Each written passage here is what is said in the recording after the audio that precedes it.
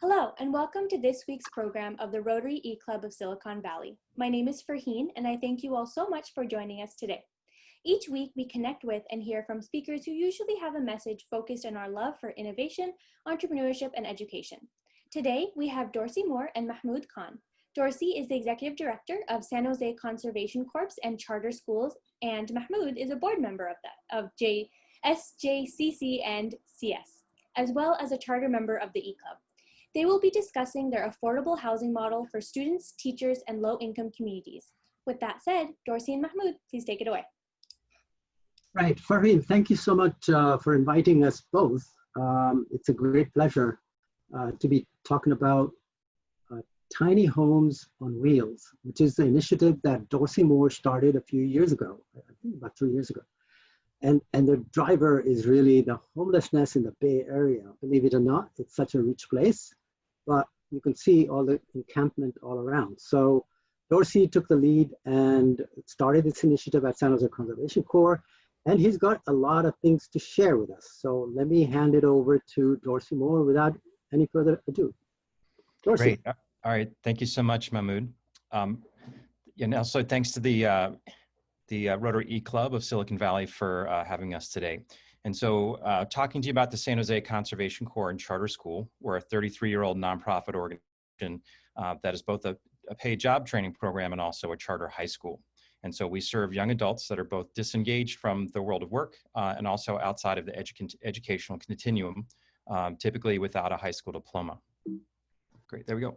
All right, so our model has three components to it. As discussed, we're a charter high school authorized to the East Side Union High School District, serving 18 to 27-year-olds. And typically these are young adults that aged out of high school before finishing their credits required for a high school diploma.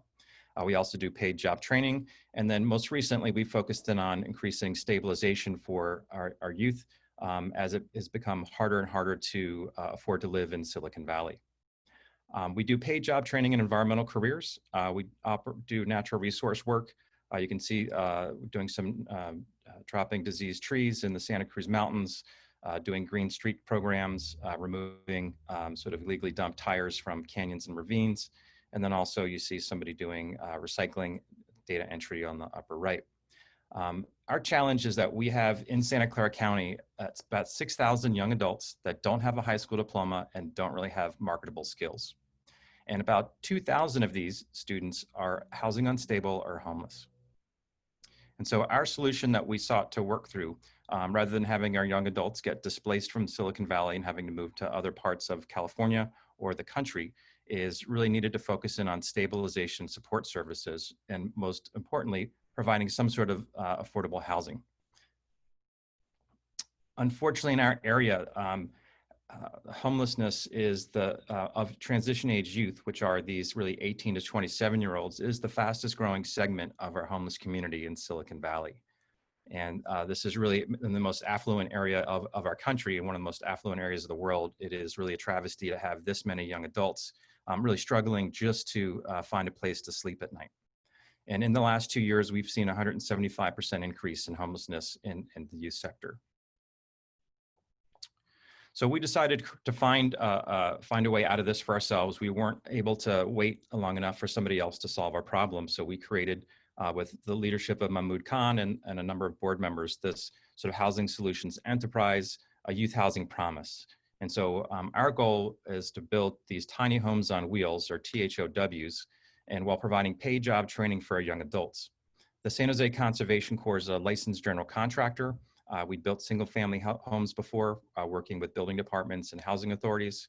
And so we thought we would put our skills building these portable units. And so these are meant to really go into backyards. There's a lot of some opportunities for putting them in sort of clusters or in villages, but our model is really focused in on putting them in backyards. And why tiny homes on wheels? Here's a picture of one of the units here. I've taken the wheels off and put some skirting in it. It's about 160 square feet and sleeps 2 young adults. The crazy cost of housing in our area, and even affordable housing units on average cost $623,000, which is crazy. And the affordable housing or sort of accessory dwelling units that go in backyards typically are north of $200,000 and which go on a permanent foundation. And whereas our tiny homes on wheels can be built for $50,000 and also attached behind a house for just a couple $1,000s in utilities connections.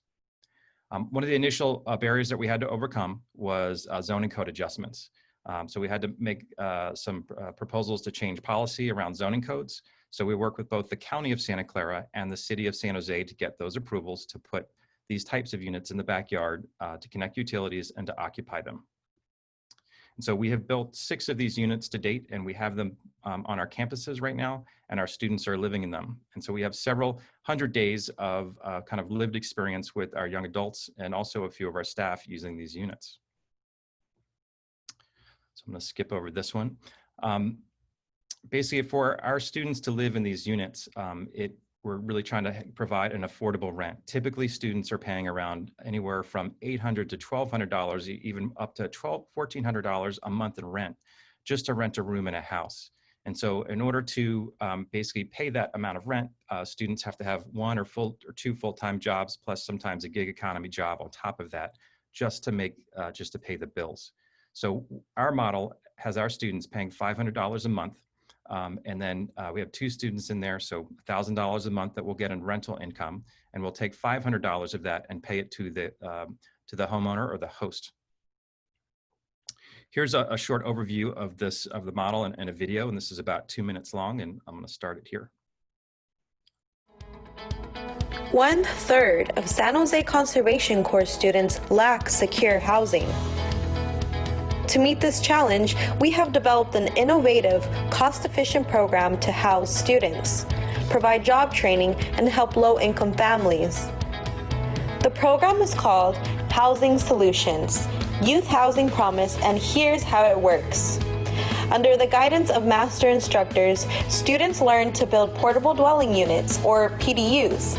PDUs are basically tiny homes on wheels, with each unit having a fully functional living space, containing a kitchen, bathroom, and flexible living area for eating, studying, and sleeping.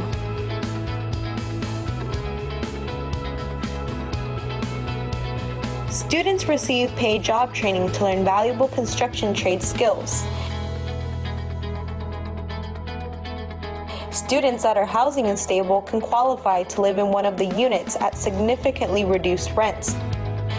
Having a safe place to live means students won't have to worry about where they will sleep at night and can focus on school, work, and their well-being. PDUs will be placed in backyards of host families at no cost to the homeowner.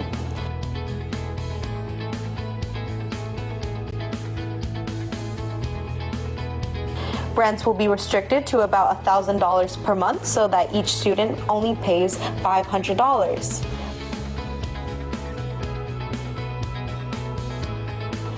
Host families will receive $500 a month in rent, which for seniors and low-income homeowners will serve as a vital barrier to displacement because of the high cost of living. Students and host families will be carefully matched, and our staff will provide support services to ensure both the host family and students have a positive experience. Housing Solutions, Youth Housing Promise is a win-win for all. Students obtain stability, pride, and marketable skills. Homeowners gain a much-needed passive rental income. Stemming homelessness and developing self-sufficient young men and women with a positive outlook on life will be a huge benefit to our entire community.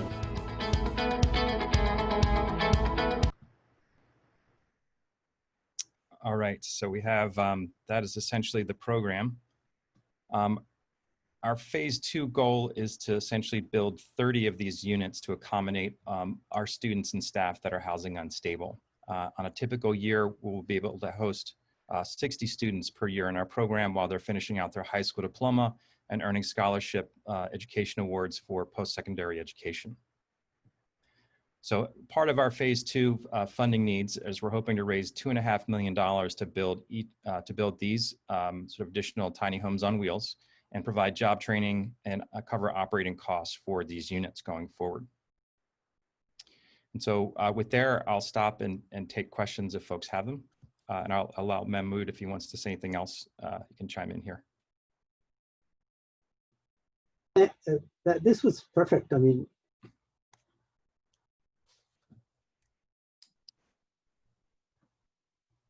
great. So yeah, Mahmood, anything else you want to add, or if not? Yeah. So thanks, Dorsey. I don't think that there is anything I can add between the video and what you described in the PowerPoint is fine. The only one thing that really didn't come across, maybe I missed it, is that, you know, we have a manufacturing site that we're also looking to do, and that's part of the $2.5 million that we're going to need. So we're looking for lease space as well as operational space for these tiny homes on wheels, because, you know, this is, we started several years ago, but now it's even more pressing needs. And so we've upped the ante and we've decided to do 30 units. And so that's why we need so much more money. Okay. So with that, I mean, I hand it back to Dorsey and to Farheen. Great. So thank you so much, Dorsey, for your presentation. And before we go into the question and answer period, I wanted to quickly introduce the other member on the call. We have our wonderful Paella Master, Shags. Hello. And, Hi, Shags. Hi there. I did have a question, and that is regarding the student housing, the student element of the housing. We'll switch the background. Are those really large enough for two people to survive without stepping on each other's faces? Yeah, absolutely. And I think about it as really a portable dorm room. And that's really how they're built and considered that. So it has a self-contained bathroom. You know, in my dorm room, I had to go down the hall to use the bathroom, but this actually has a full bath inside and sort of 2 beds? Yeah, 2 beds. Yep. Okay. One Murphy bed, one kind of over the other, study space and full kitchen. Yeah. Very good. It looked very comfortable. Thanks for what you're doing. Yeah, no, thank you. Thanks for coming on. And I love your nickname. I wish I had one that cool. Yeah, it's a combination. I didn't even change that when I got here. That's from the Shag S when I was in college. You only had 6 characters for your screen name, your homework name. So I used 5 of them. Every time I used Steve or Steven, my homework got stolen because it was done in batch and you picked it up at the computer center. That's dating myself. Great. And so, Dorsey, I have a question in terms of what are the requirements for hosts? You mentioned that, you know, I know that there's like almost like an interview process to make sure that the homeowner and the students, you know, kind of can coexist together in peace, probably. But in terms, like, what are some other requirements for hosting?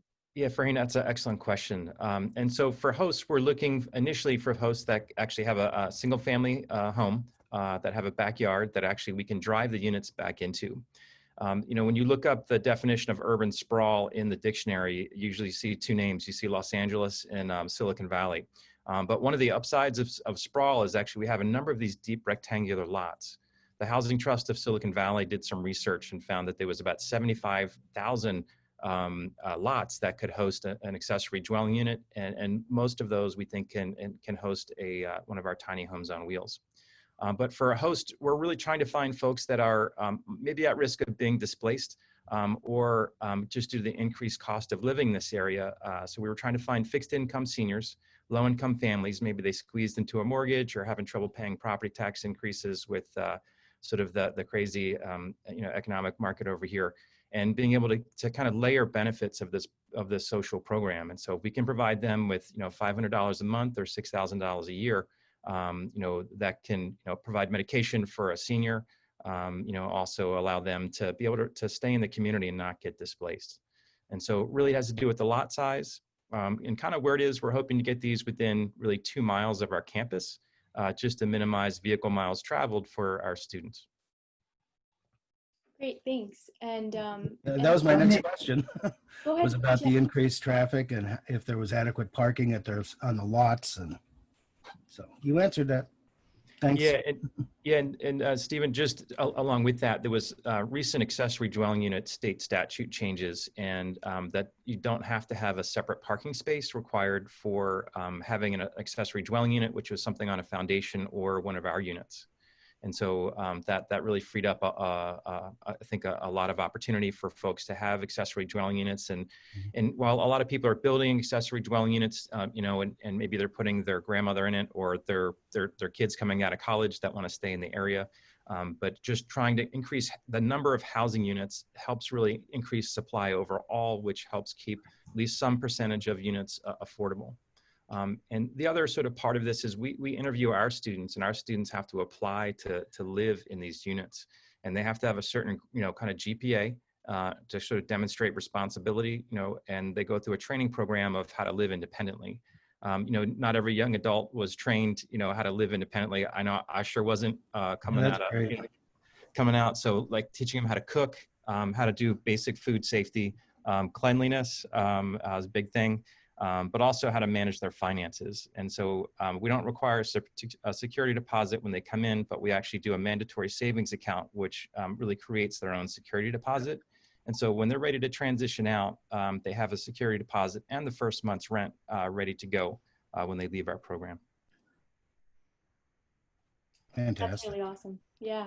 Yeah, there is one more thing I would like to add to that answer, and that is, you see, in these areas, the students really, the students that come to San Jose Conservation Corps are the ones that have left the school without graduating. They have fundamental difficulties in survival, which is, do they pay for the food, or do they go for education? And I think couple that with young children, I think they are really at a point where they cannot survive. And homes take away 40–50% of their two jobs income. So how do they survive? And that is related to the housing. So what we're trying to do is to correct the housing, enable them to come to school to learn skills, and get job training, which is paid training. So they come to school, get paid training, and they get adequate housing. So I think those are the three things that we're trying to solve in one shot. And I think that's a pretty tall order, especially in this area. Right, so. Absolutely. No, yeah, you're very right. And just watching this presentation makes me think of, you know, all of the places where you all could put a tiny home. Unfortunately, my backyard is a little too small, but I'm like, maybe some of my family members could have this, because I really like this idea. I think it's very, very brilliant. So thank you. And I think the tiny homes on wheels is not just for the backyard. I mean, we've had interest from colleges to say, hey, and universities, San Jose State, for example, there's so many campers parked outside, and guess who lives in them? You know, it's these students. And so COVID has kind of helped a little bit of that, because they're remotely studying. But as soon as the colleges open, that was what was going on last year. You know, we saw that. And so they have inquired about it, and these tiny homes can serve a good purpose there too. Yeah. The question really is, how do you manufacture them? Because the costs are reasonable. I mean, you know, they're not exorbitant, you know, compared to this area, but we still need to fund it. Yeah. And so I guess in terms of funding, where are you looking towards, like, companies to ask them for funding? Like, where do you think that this funding is going to come from? Yeah, no, great question. So we had some early seed funding from a local, actually, healthcare conversion foundation, which allowed us to sort of pilot this model. And they really wanted to see proof of concept and, you know, could this scale? And so, you know, our first one was like $100,000 to make, and then now we've got them down to 50,000. And if we can kind of get to this sort of modular construction process that Mahmood's talking about, you know, we can get them down substantially more, we think, in the mid 30s. And with that, we actually think just having some seed investment, or actually capital investment, not a grant, but an investment. Could be a program-related or mission-related investment from a foundation that will pay a return on investment, just like any type of VC would ask on their investment. And since we have an earned income model here, we're building these for a very reasonable amount using kind of local building materials and this type of universal design. And if we can get the price point down, then really it becomes a social enterprise and can sort of cover itself. And it is really going to be, we're trying to pivot out of the charity model of like, hey, you get money and then kind of do something, you just go back and ask for more. Our whole organization is really designed as a social enterprise in everything that we do. And so really our goal is just after we have this sort of initial sort of angel investors to really hit that scale and to be financially self-sustaining. Makes sense. Yeah, actually, that's the model that I think is the ETF model. And I think that may or may not work, but I have a hunch that that is something that will work very well. And maybe Shags, we can talk about that because we touched on it while we had our lunch a while back. So, hey, and you guys all brought your checkbooks today, right? Right. Yeah. Oh yeah. Sorry, what this presentation isn't for, no, I'm kidding. No, on a serious note, one of the initiatives that I'm involved in is with the Rotary Foundation. And what we're trying to do is to raise funds. And one of the things I'm looking at seriously is to reach out to businesses, companies, Rotary members all around the Bay Area. There are some 30 plus, almost 4,000 members all around. And I think if they find it interesting, that we could make it a local initiative. Because, we have a lot of local small initiatives, but this could be a good one. Because, homelessness is a really serious problem. It is, absolutely. Thank you. And then I have one last question for you. So what happens to the sewage? Is it connected to the original, like the home, or how does that work? No, actually, that's a great question. I'm embarrassed I didn't even mention that. So we, there are no tanks in these, so it's different. It's distinct from an RV in that it's really built like a house with kind of stick construction, has great insulation, and really looks like it belongs in a backyard, like a rear cottage unit. But there are 3 utility connections to it. There's electricity, and then water, which come off the main house. And then both of those are sort of pressurized. And the last one is sewer. And the sewer is typically a gravity feed. And so, these are up off the ground a little bit since they're on wheels and on a trailer. And in most cases, we'll have enough sort of gravity fall to tap into the sewer line off the house, which would go into the city sewer system. Thanks for asking that. Yeah, and thank you for answering. I know I was very much like, how does that work? But that makes a lot of sense. They paid doves to come and take it away. They do make some of these with like composting toilets, but it adds to the cost and also the sort of maintenance of it all. And all of our stuff that you can buy almost like in a Home Depot or a local hardware store. And that's part of our, that was part of our intentionality of being able to build these without specialty equipment. A number of these that you might buy that are kind of specialty or like almost like custom houses. And in order to get the price down, we needed to really kind of go standardize as much of the construction materials as possible. Yeah, absolutely. One last thing, these tiny homes are actually approved by the city. They have certified and that sort of stuff. So maybe Dorsey can details on that. Yeah, so we were the second big city in California. Los Angeles passed their zoning code adjustments about 2 months before, or 3 months before San Jose. But San Diego just passed theirs a couple weeks ago. But we're definitely on the forefront. And thanks to the mayor and city council, they really embraced this. Councilwoman Pam Foley was our champion. And she picked up on this right away, the concept of trying to create these really an affordable missing middle. And that's really what we have the challenge here. We have a lot of dollars that are going into like Measure A at the county and going into these big multifamily permanent supportive housing structures. And we support all of those, but we can't build them fast enough and we don't have enough money to do it. This is about a fifth of the cost and has a lot of possibility and practicality to it, with the model and a lot of flexibility. Great, thank you so much. So seeing as there are no more questions or comments, Rotary members and guests, please make sure you fill out the attendance section and leave us a comment. Also, if you have an awesome idea for a program, please use the link below to submit your ideas. So Dorsey, Mahmood, thank you so much, and I will turn it back to you for your final words. Great. No, thank you so much for letting us present today. I'm really a fan of the group and Rotary International. You guys done some phenomenal work all across our community and communities across the planet. So keep up the great work. Yeah, I second that. Thank you. Okay. Bless you all. Thank you all so much, and we will see you next week.